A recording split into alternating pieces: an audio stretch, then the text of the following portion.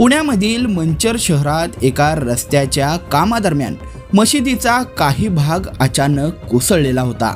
हा भाग कोसळल्यानंतर तिथे एक भुयारासारखी रचना आढळून आल्यानं परिसरामध्ये एकच खळबळ उडालेली होती।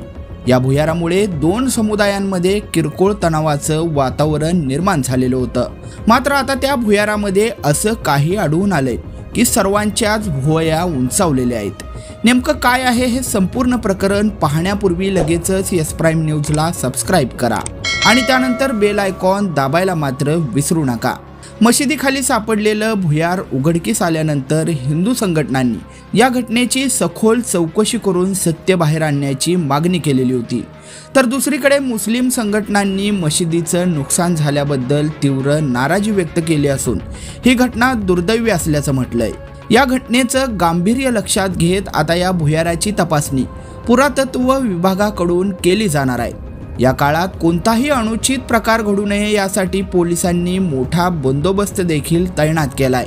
या संदर्भात अधिक माहिती देत पुणे ग्रामीणचे अप्पर पोलीस अधीक्षक रमेश चोपडे म्हणाले, माहिती मिळताच आमचे पोलीस तात्काळ घटनास्थळी पोहोचले। आम्ही दोन्ही समाजातील नागरिकांना शांतता राखण्याचं आवाहन केलं आहे आणि त्यांनी त्याला चांगला प्रतिसाद दिलाय। सध्या मंचर शहरात शांतता असून SRPFच्या 2 तुकड्या तैनात करण्यात आलेल्या आहेत। सुरुवातीला या भुयारामुळे शहरामध्ये तणाव निर्माण झालेला होता, परंतु पोलिसांनी परिस्थिती नियंत्रणात आणली आहे। पोलिसांनी या भुयाराची प्राथमिक पाहणी केल्यानंतर या भुयारामध्ये एक कबर सदृश्य रचनेव्यतिरिक्त इतर काहीही आढळून आलेलं नाहीये। यामुळे दोन्ही समाजातील वाद निवळला असून मशिदीच्या खचलेल्या भागाची दुरुस्ती लवकरच सुरू केली जाणार आहे।